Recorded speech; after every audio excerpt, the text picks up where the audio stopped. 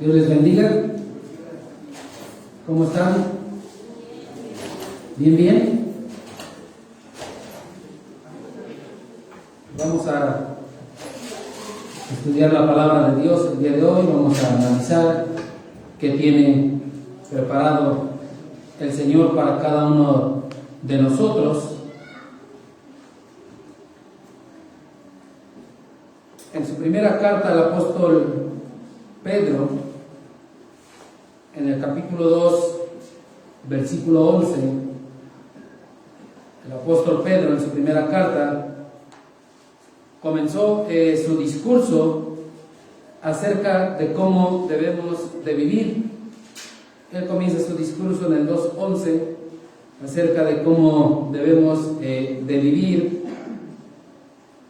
Dio instrucciones de cómo deben de ser nuestras relaciones ante nuestro gobierno, cuál debe de ser nuestra postura, cuál debe de ser nuestro pensar, nuestra reacción en cuanto al gobierno. También dio indicaciones acerca de nuestras relaciones o relación que debemos de tener con nuestro jefe o patrón, nuestro amo, como lo queramos ver. También habló de nuestras relaciones familiares, especialmente como matrimonio, que lo vimos en 1 de Pedro 3, del 1 al 7. Y en el versículo 8 de 1 de Pedro 3, versículo 8, él comienza a concluir el discurso que venía dando acerca de las instrucciones generales para todo creyente. Dice el versículo 8, finalmente, sed todos, y habla de todos. Del 8 al 12 nos dice la actitud que debemos de tener como creyentes, como hijos de Dios debemos de tener cierta actitud, y la palabra de Dios nos las enseña en los versículos del 8 al 12. Del 13 al 17 de 1 de Pedro 3 nos da a conocer los principios que debemos de seguir en un mundo hostil, los principios que entonces cada uno de nosotros debemos de seguir. Pero como el apóstol sabe que es algo muy difícil, que es algo muy complicado para nosotros, y más que somos simples seres humanos, él va a terminar esta sección acerca del sufrimiento, bien hablando del sufrimiento, va a terminar esta sección con el ejemplo de cómo el padecimiento injusto de Cristo logró un propósito triunfal de Dios. Ese padecimiento injusto de Cristo. Y algo muy característico de este autor, Pedro, es que constantemente él siempre argumenta lo que está diciendo, lo está argumentando con la misma palabra de Dios. Si, como ya lo hemos venido viendo, ejemplo 3, del 10 al 12, él retoma la palabra de Dios para argumentar lo que él viene diciendo. Entonces es algo muy característico que Pedro siempre argumenta lo que dice, sustenta lo que dice y lo basa en la palabra de Dios. Pero también, aparte de argumentarlo en la palabra de Dios, también lo argumenta con el ejemplo de Cristo. Entonces siempre nos da un ejemplo de Cristo. En el capítulo 2, versículos 21 al 25, se nos da el ejemplo de Jesús, y como dicen los versículos, para que sigáis sus pisadas. Entonces Pedro siempre, con la palabra de Dios, argumenta lo que dice, y también se basa con el ejemplo de Cristo. Después de que nos viene hablando del sufrimiento, desde el versículo 11 del capítulo 2 hasta el 3:17, nos viene hablando del sufrimiento que como creyentes nos toca padecer, como creyentes nos toca sufrir. Concluye su discurso con el ejemplo triunfal de Cristo en el sufrimiento, tema que nos ocupa el día de hoy. Entonces el día de hoy vamos a ver ese ejemplo triunfal de Cristo en el sufrimiento. Lo vamos a ver está este ejemplo ejemplo en 1 de Pedro capítulo 3, versículos 18 al 22. Dice la palabra de Dios así: porque también Cristo padeció una sola vez por los pecados, el injusto por los injustos, para llevarnos a Dios, siendo a la verdad muerto en la carne, pero vivificado en espíritu, en el cual también fue y predicó a los espíritus encarcelados, los que en otro tiempo desobedecieron, cuando una vez esperaba la paciencia de Dios en los días de Noé, mientras se preparaba el arca, en la cual pocas personas, es decir, 8, fueron salvadas por agua. El bautismo que corresponde a esto ahora nos salva, no quitando las inmundicias de la carne, sino como la aspiración de una buena conciencia hacia Dios, por la resurrección de Jesucristo, quien habiendo subido al cielo está a la diestra de Dios, y a él están sujetos ángeles, autoridades y potestades. Hermano Jorge Álvarez, ¿me hace el favor de orar, por favor? Vamos a orar. Bendito Padre Celestial, te damos gracias, Señor, por un día más de vida que nos das, Señor, por permitirnos, Padre, bendito, estar reunidos aquí en tu casa, Señor, en el mismo sentir, y con el solo propósito de honrar y glorificar tu santo nombre. Bendice a nuestro pastor que nos va a dirigir, que el Espíritu Santo sea quien lo guíe, que nos instruya, que nos dé las palabras necesarias, palabras que nosotros tenemos que escuchar, Señor, y que, Padre bendito, nosotros como receptores de tu palabra, como oyentes de tu palabra, Señor, estemos con un corazón dispuesto, con una mente despierta, Señor, y que, Padre bendito, pues al salir de este lugar, Señor, Padre bendito, pues tu palabra la pongamos en práctica en nuestra vida diaria, Señor. Ponemos esto en tus manos, Señor, y que todo sea para gloria y honra tuya. Oramos en el nombre de Cristo Jesús. Amén. Amén. Muchas gracias, hermano. Con la finalidad de que este ejemplo sea más enriquecedor, el ejemplo de Cristo en el padecimiento, en el sufrimiento, Pedro nos va a dar a conocer 4 elementos de ese bendito resultado de la injusticia en la cruz. 4 elementos de la victoria del Señor ante el sufrimiento, que son los que vamos a ver en los versículos que ya leímos. Entonces, el primer elemento es su victoriosa carga del pecado. Versículo 18: porque también Cristo padeció una sola vez por los pecados, el justo por los injustos, para llevarnos a Dios, siendo a la verdad muerto en la carne, pero vivificado en espíritu. Si vemos el versículo, comienza diciendo, porque también. Estas 2 palabras, porque también, nos hacen volver a todo lo que se venía diciendo anteriormente acerca del sufrimiento. Todo lo que se venía diciendo acerca del sufrimiento. Y entonces aquí nos enfatiza que Cristo también padeció, que Cristo también sufrió. Lo que les estaba diciendo entonces a los destinatarios de su carta es: ustedes están sufriendo persecución, ustedes están siendo atacados, Cristo también padeció, Cristo también sufrió. Y entonces aquí comienza el ejemplo del sufrimiento de Cristo. No nos debe de sorprender el sufrimiento, no nos debe de sorprender el padecimiento, no nos debe de sorprender la persecución. ¿Por qué? Porque también Cristo padeció. Si Cristo padeció, ¿por qué nosotros no hemos de padecer? El padecimiento de Cristo fue el más horrible de los padecimientos. El padecimiento más fuerte que nosotros estemos viviendo no se compara con el padecimiento de Cristo. Su padecer de Él fue una muerte muy dolorosa. Fue crucificado. Y si ustedes se dedicaran a investigar un poco acerca de esos métodos de muerte, métodos de agresión, métodos de martirio, la crucifixión es uno de los peores. Y Cristo fue crucificado. O sea que su padecimiento no fue tan sencillo. Somos salvos por gracia, pero a veces perdemos de nuestra mente esa parte del sufrimiento de Cristo. No alcanzamos a visualizar, a valorar lo que Él sufrió.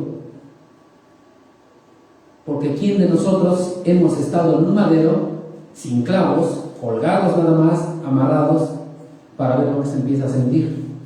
Cómo los pulmones empiezan a cerrar. Nada más eso. Si hiciéramos ese experimento, tal vez pudiéramos imaginarnos un poco acerca de lo que sufrió Cristo. Entonces, este dolor físico todavía fue más doloroso. ¿Por qué? Las personas mueren porque son pecadoras. Las personas deben de morir porque son pecadoras. Y si mueren porque son pecadores, Romanos 6:23 dice que la paga del pecado es muerte, ¿no? Entonces, si mueren por ser pecadores,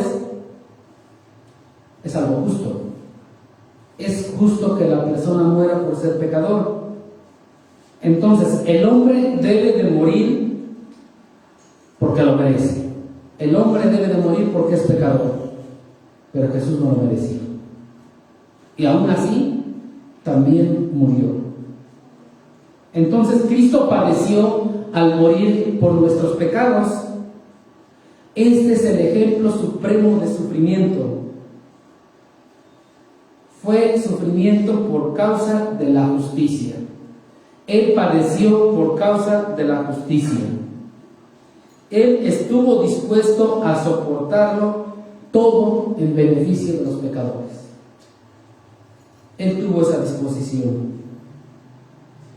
Él no hizo pecado, Él no cometió pecado, pero padeció por los pecados. Él padeció por los pecados, dice el versículo 18, ¿no? Padeció por los pecados. Recordemos que en el Antiguo Testamento se sacrificaban animales para simbolizar la necesidad de expiar el pecado por medio de la muerte de un sustituto inocente. Había ciertas características para estos animales, pero en el Nuevo Testamento se presenta a Cristo como un sacrificio perfecto. Se presenta a Cristo como un sacrificio santo.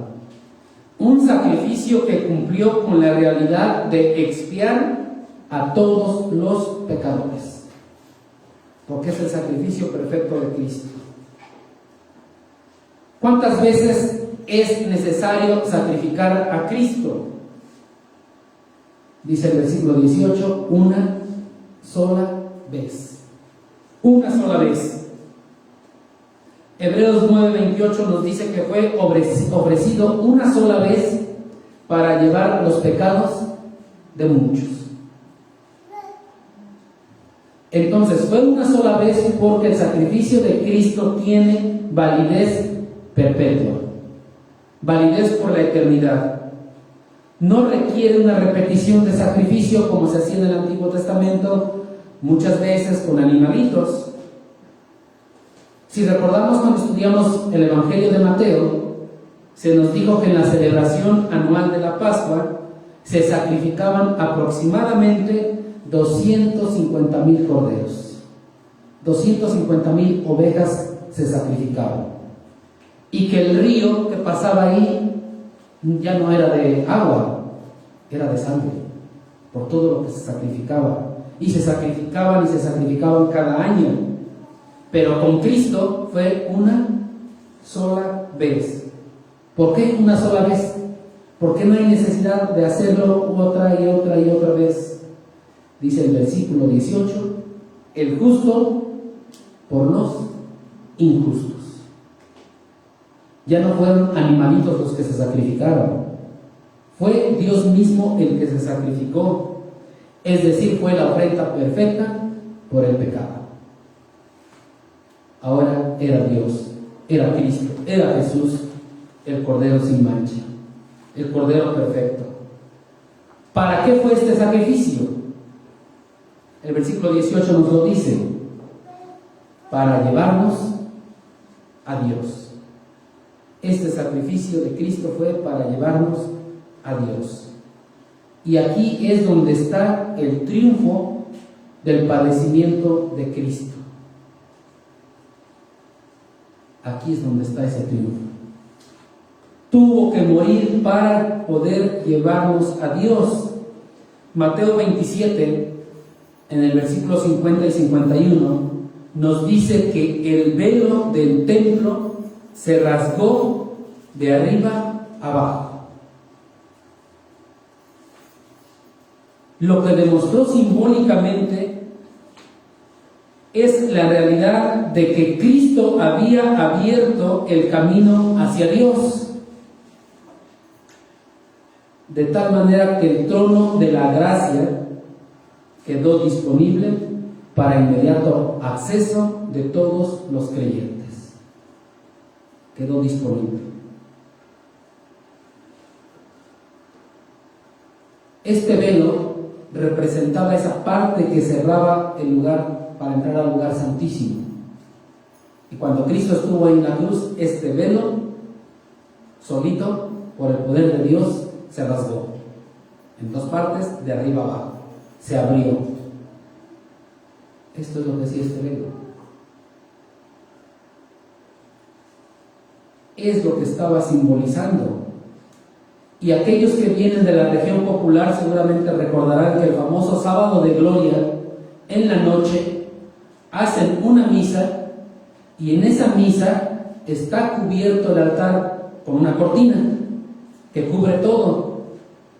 Y en esa misa que hacen, llega el momento en que lo abren, porque ellos están simbolizando este rasgado que hizo Cristo en la cruz.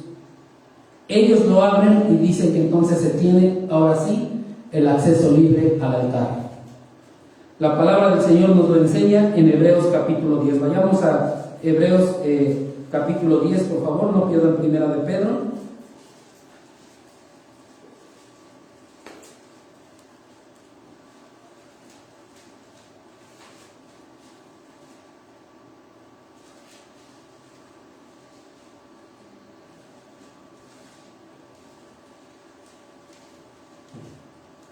En el capítulo 10 de Hebreos, versículo 19, con el triunfo del padecimiento de Cristo, nos dice de lo que podemos disfrutar.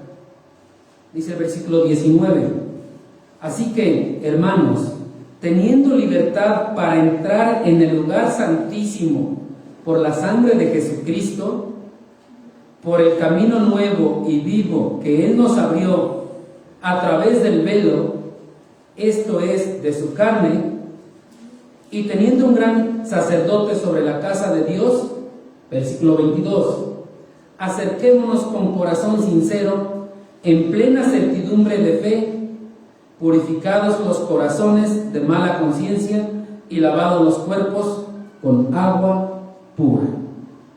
Entonces nos podemos acercar confiadamente a Cristo, nos podemos acercar confiadamente a Dios y podemos disfrutar de esto por el sacrificio perfecto de Cristo, quien rasgó ese velo.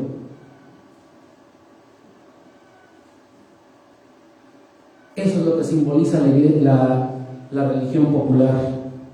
Desgraciadamente ellos han malinterpretado muchas cosas de esto y dicen que quien muera en esos días de la Semana Santa, que no corresponde para nada a las fechas y todo, se va directo al infierno. Ese es su pensamiento, es la idea de ellos. Pero bien sabemos que el que cree en Cristo es salvo y tiene la vida eterna. O sea, no importa el día que mueras, si has aceptado a Cristo, vas a disfrutar de la vida eterna. Esos son los errores que a veces se cometen. Entonces, para que Cristo pudiera llevarnos a Dios, tuvo que ser sacrificado, tuvo que ser muerto. Lo dice el versículo 18 de Primera de Pedro 3. Y esto es una frase verídica, es una realidad. Dice el versículo 18: siendo a la verdad muerto en la carne, siendo a la verdad muerto en la carne. No hay duda entonces, por eso dice siendo a la verdad, el apóstol Pedro lo está enfatizando, no deja duda de que la vida física de Jesús terminó en la cruz. La vida física de Jesús terminó en la cruz. Esto está reafirmado por los verdugos romanos. Los verdugos romanos son los que quebraron las piernas de los dos ladrones que fueron crucificados al lado de Jesús. Pero no se molestaron en hacerlo con Jesús. ¿Por qué? Porque él ya estaba muerto. Él ya estaba muerto y no hubo necesidad de quebrarle las piernas. ¿Por qué les quebraban las piernas? Porque algunos todavía estaban aguantando el dolor, todavía estaban vivos y se impulsaban con las piernas para poder respirar un poco. Al quebrarle las piernas quedan totalmente colgados y murieron. Pero Cristo ya estaba muerto y entonces estos verdugos ya no lo hicieron con Cristo.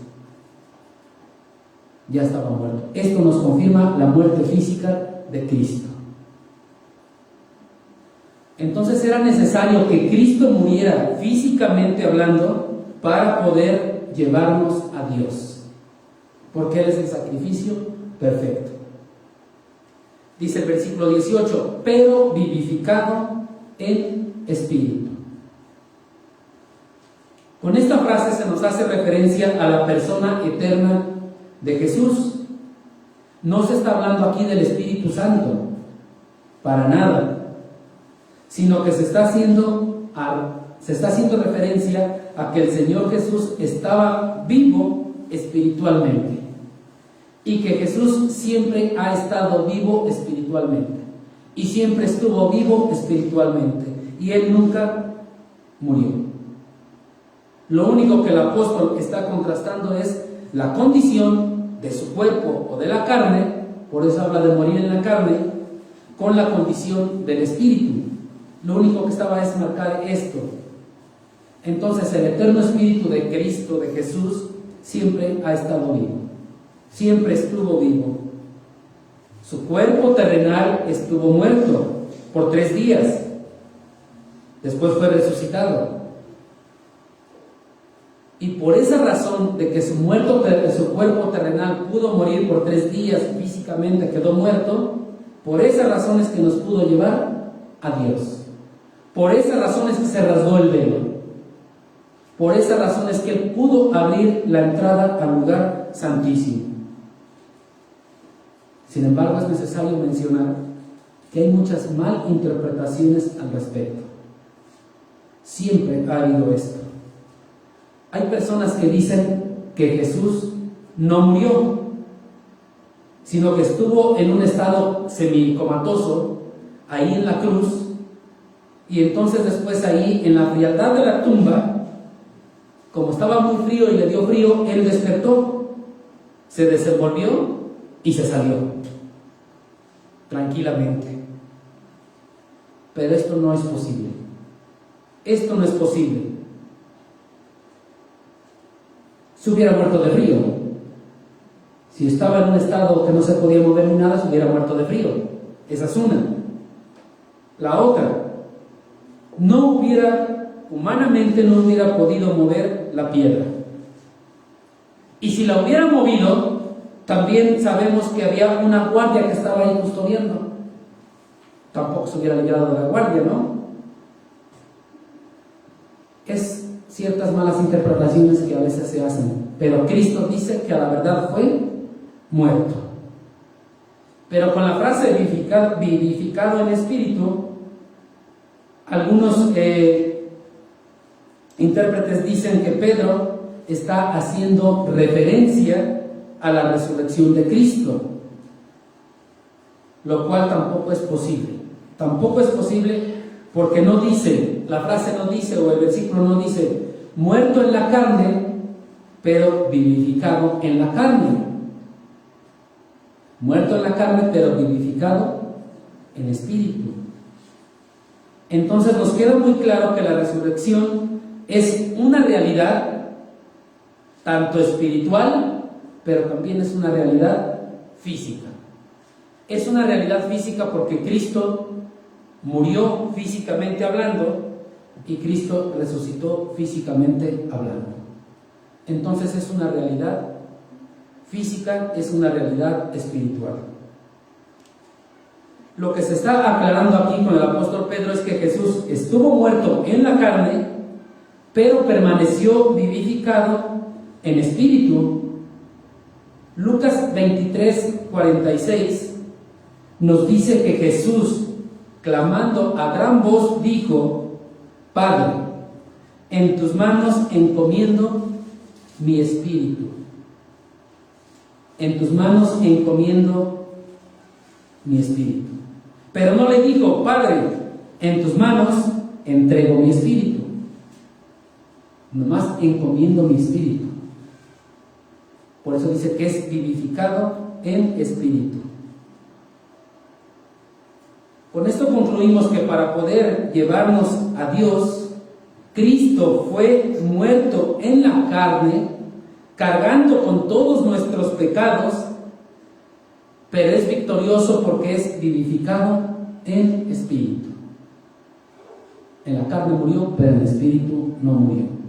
Por eso es que pudo cargar con nuestros pecados, por eso fue una sola vez y por eso nos puede llevar a Dios, porque rasgó ese velo. Ahora sí que Él nos dio el acceso directo a Dios, nos dio el pase directo. ¿Qué pasa si nosotros quisiéramos ir a hablar con un alto mandatario? ¿Por cuántos filtros tenemos que pasar para ver si nos atiende? Y solamente que el que está antes diga, por órdenes de él, sí pueden pasar, nos dejan pasar, y si no, simplemente no pasas. Y si no, intenten ir a ver al presidente de la República y van a ver todo el proceso. Cristo es el que nos dio el pase directo. Y esa es la victoria de Cristo, cargó con nuestros pecados. Fue el sacrificio perfecto. No hay más, por eso dice que padeció una sola vez, el justo por los injustos. Este es el primer elemento. Vamos a pasar al segundo elemento y vamos a ver el sermón victorioso de Cristo. El sermón victorioso de Cristo, versículo 19 de Primera de Pedro, en el cual también fue y predicó a los espíritus encarcelados. Este es el sermón victorioso de Cristo, el cual llevó a cabo en espíritu. Este sermón fue realizado en espíritu. El versículo 19 comienza diciendo, en el cual también, es decir, en el espíritu. Si juntamos un poquito el 18 y el 19 dice, siendo a la verdad muerto en la carne, pero vivificado en espíritu, en el cual también, es decir, en ese espíritu vivificado, ya lo mencionamos, siempre estuvo vivo. En ese espíritu vivo fue y predicó. Fue y predicó. Es decir, mientras su cuerpo físico estaba muerto ahí en la tumba, en su espíritu fue, se trasladó de un lugar a otro y predicó. Y lo pudo hacer simplemente porque estaba vivo. Si hubiera estado muerto espiritualmente, tampoco lo hubiese hecho. Entonces, mientras el cuerpo estaba ahí, él fue a hacer esto. ¿A quién predicó? A los espíritus encarcelados. A ellos les predicó. ¿Qué es lo que les predicó? ¿Qué es lo que les dijo? Es lo que vamos a ir desarrollando ahorita. El versículo 19 y 20 que tenemos aquí en Primera de Pedro 3 son muy controversiales. Hay malas interpretaciones, hay muchas cosas que cada quien va diciendo. Entonces hay bastantes interpretaciones erróneas. Lo que vamos a realizar ahorita es analizarlos, dando a conocer nuestra postura que como iglesia debemos de tener en cuanto a esto que vamos a analizar ahorita, versículos 19 y 20. Y esto que vamos a ver está basado en el texto, que siempre debe de estar dentro de su contexto para evitar esas malas interpretaciones. Entonces, hay personas que enseñan que Cristo, después de morir en la cruz, descendió al infierno y dio una segunda oportunidad a los muertos. Incluso hay quienes se han atrevido a decir que Judas, el que le traicionó, el que lo entregó, es salvo. Hay gente que se ha atrevido a decir esto en base a estos versículos. Sin embargo, todo esto no concuerda con el resto de las Sagradas Escrituras. Ahora vayamos, por favor, a Hebreos capítulo 9. Estamos ahí cerca de Hebreos. Un versículo muy conocido, Hebreos 9, 27. Dice la palabra de Dios en Hebreos 9, 27. Y de la manera que está establecido para los hombres, ¿para quiénes? ¿Para cuántos hombres? Para todos los hombres que mueran una sola vez y después de esto el juicio. Entonces, no hay segundas oportunidades. Entonces, no existe el purgatorio, que muchas veces en la región popular se ofrecen rezos para que salgan las almas del purgatorio. No existe el purgatorio. Otra parte que hablan para los niños pequeños, el limbo o algo así, tampoco existe. No hay posibilidad de ser salvos después de la muerte. Es decir, te arrepientes y crees en Jesús en esta vida, con todo tu intelecto, con todo tu corazón. Pero muerto ya no puedes. Ya estás muerto. Incluso 2 Corintios capítulo 6, versículo 2 nos dice: he aquí ahora el tiempo aceptable, he aquí ahora el día de salvación. Es decir, este es el momento en el cual debemos de aceptar a Cristo como Señor y Salvador. Ya muertos, no hay segunda oportunidad. Ya muertos, no vamos a poder. Entonces, el purgatorio no existe, no lo vamos a encontrar en la Biblia. No existe para nada. He aquí el versículo 9:27 de Hebreos que nos dice esto. Entonces no existe. Ahora, el texto nos dice que predicó a espíritus encarcelados. Esto quiere decir que no predicó a seres humanos, sino a espíritus encarcelados. También nos está aclarando que no a todos los espíritus, sino a los que, a los encarcelados, a los que desobedecieron en los días de Noé, como lo dice el versículo 20, lo cual viene retomado toda esta historia en los capítulos 6, 7, 8 y 9 de Génesis. Nos dice que fueron encarcelados en un lugar diferente en comparación con algunos otros espíritus en otros tiempos. Entonces, la palabra espíritus en el Nuevo Testamento, cuando es en plural, normalmente y como una generalidad lo podemos decir, se refiere siempre a seres angelicales. No se refiere a los humanos. Esto denota que Cristo predicó a seres angelicales encarcelados que desobedecieron en los tiempos de Noé. A esos fue y a esos les predicó. Ahora, otra cosa. Por eso dicen que fue y que predicó y que hay una segunda oportunidad, por la palabra que menciona aquí, predicó.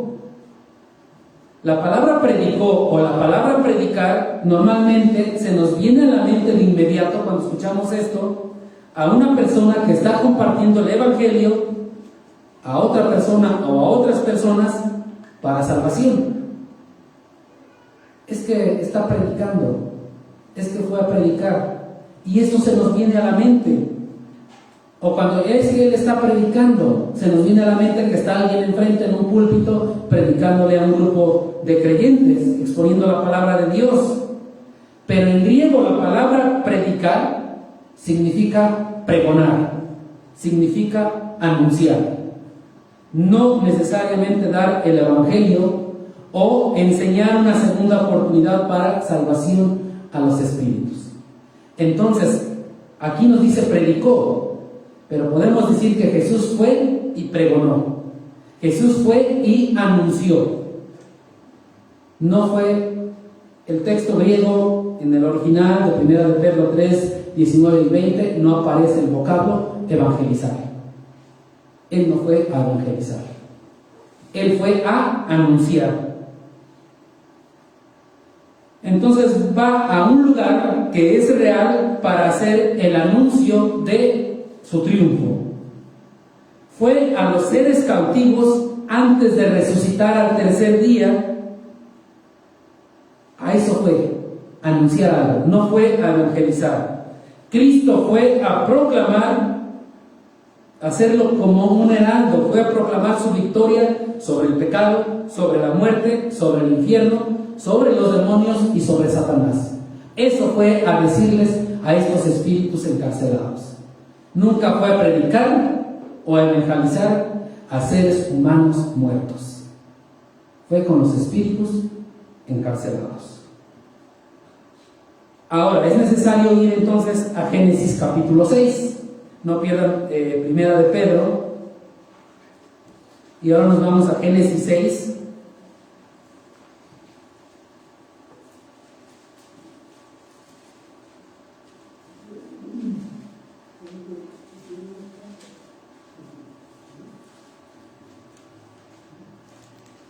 En Génesis capítulo 6, versículos 1 al 4, dice lo siguiente. 6 de 1 al 4. Aconteció que cuando comenzaron los hombres a multiplicarse sobre la faz de la tierra y les nacieron hijas, que viendo los hijos de Dios que las hijas de los hombres eran hermosas, tomaron para sí mujeres, escogiendo entre todas. Y dijo Jehová: no contenderá mi espíritu con el hombre para siempre, porque ciertamente él es carne, mas serán sus días 120 años. Había gigantes en la tierra en aquellos días, y también después que se llegaron los hijos de Dios a las hijas de los hombres, y les engendraron hijos. Estos fueron los valientes, que desde la antigüedad fueron varones de renombre. Nos damos cuenta que Dios erradica a todos estos de la tierra con el diluvio. Por eso habla de 120 años. La frase hijos de Dios en el Antiguo Testamento se refiere a seres angelicales.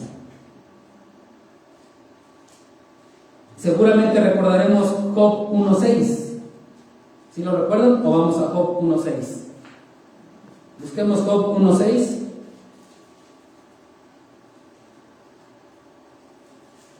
Vuelvo a recordarles, no pierdan Primera de Pedro. Dice la palabra de Dios en Job 1.6.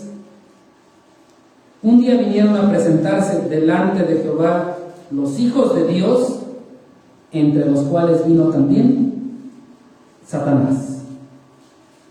Entonces los hijos de Dios en el Antiguo Testamento, y con esta frase nos damos cuenta que siempre va a hacer referencia a seres angelicales. Si no Primera de Pedro Génesis diría hijos de los hombres, pero habla de hijos de Dios, no habla de hijos de los hombres. Ahora, en Génesis 6 dice que esos seres angelicales se mezclaron. Se mezclaron de alguna manera que no se nos especifica cómo, no sabemos exactamente cómo, pero se mezclaron con las hijas de los hombres, creando una raza irredimible. Actuaron de una manera tan perversa estos seres angelicales que desafiaron a Dios al dejar su mundo espiritual para entrar a la esfera humana. Dejaron su naturaleza. Seguramente recordamos cuando Satanás entró al Edén. ¿Cómo entró Satanás? En forma de un animal, en forma de una serpiente. Lo vemos ahí en Génesis 3:1. Entonces aquí en Génesis capítulo 6 vemos ahora a demonios morando en personas. Demonios morando en personas. De una u otra manera se relacionaron con las mujeres, con las hijas de los hombres. Y para que puedan estar los demonios así, solamente lo pueden estar o es posible si moran en cuerpos humanos, como allá en Génesis 19:1. Recordemos la historia de Génesis 19:1, si la recuerdan, de unos ángeles, unos varones, y que le dijeron a Lot: permíteme estar con esos varones, y eran ángeles. Es la única forma en la que puede estar. Entonces aquí, por lo de Génesis 6, es evidente que nacieron hijos de esas uniones. 6:4 de Génesis nos habla de esto. Había gigantes en la tierra en aquellos días. Entonces hay algo ahí, que les nacieron hijos que, a pesar de que eran seres humanos, estaban bajo la influencia de demonios. Es algo bien complicado lo que se estaba viviendo en Génesis capítulo 6. Después Dios mira la maldad de los hombres. Génesis 6, versículo 5. Y vio Jehová que la maldad de los hombres era mucha en la tierra, y que todo designio de los pensamientos del corazón de ellos era de continuo solamente el mal. Y se arrepintió Jehová de haber hecho hombre en la tierra, y le dolió en su corazón, y dijo Jehová: raeré de sobre la faz de la tierra a los hombres que he creado, desde el hombre hasta la bestia y hasta el reptil y las aves del cielo, pues me arrepiento de haberlos hecho. Entonces Dios, Jehová, los erradica de la faz de la tierra con el diluvio. Pone a esos seres angelicales, a los que desobedecieron a Dios de la peor manera en los días de Noé, antes del diluvio, o sea, los demonios, los pone en el abismo. Por eso habla de encarcelados. Los pone en el abismo. Y esto es algo que tanto el Nuevo Testamento nos lo enseña. Los pone en el abismo. Seguramente recordamos allá en Lucas capítulo 8, versículo 31, donde vemos a Cristo expulsando a los demonios del Gadareno. ¿Sí recordamos? Después de expulsarlos, estos demonios piden y ruegan a Dios, a Jesús, que no los mandase ir al abismo. ¿Qué le pidieron? Que a dónde fueran echados. A los cerdos, pero no al abismo. Entonces esto nos enseña que el abismo era un lugar que incluso los mismos demonios temían. Era un lugar feo, no era un bonito lugar, porque ellos mismos clamaron a Jesús que no los echaran al abismo. Apocalipsis capítulo 9 nos enseña también que hay un abismo, que hay una cárcel, que hay una prisión para los demonios que desobedecieron en Génesis capítulo 6. Está aclarando qué demonios, qué seres angelicales son los que desobedecieron ahí en el capítulo 6. A esos a los que les fue a pregonar o a anunciar su triunfo. No les fue a evangelizar. No hay segundas oportunidades. Ahora regresamos a 2 de Pedro, capítulo 2.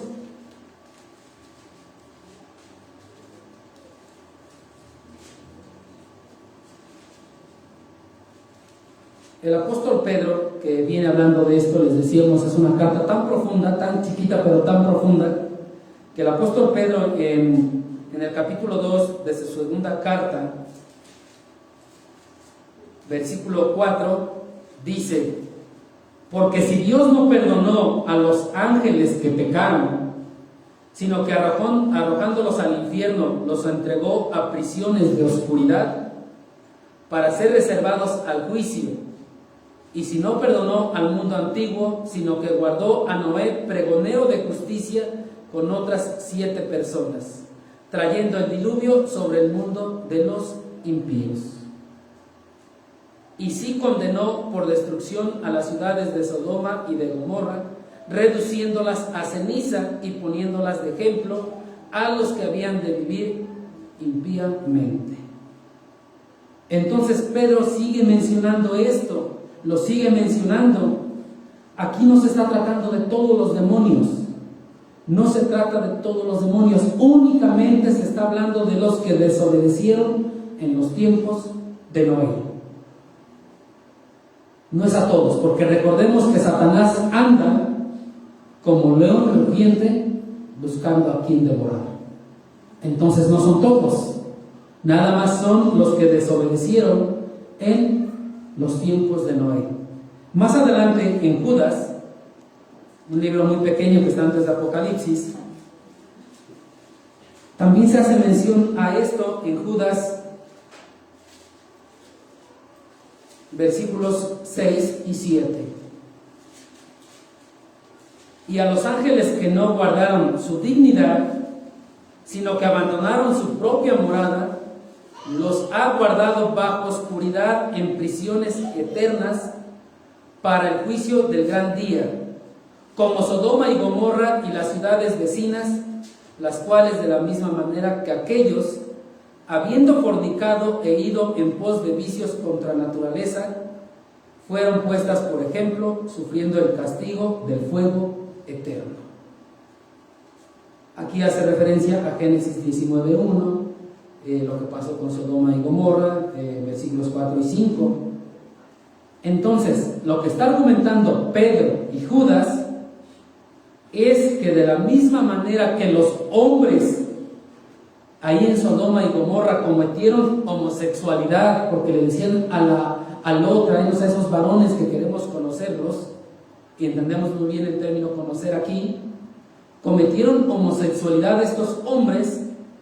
En Génesis capítulo 6 hubo ángeles, hubo demonios que pecaron contra su propia naturaleza, buscando tener relaciones con los humanos, específicamente con las hijas de los hombres.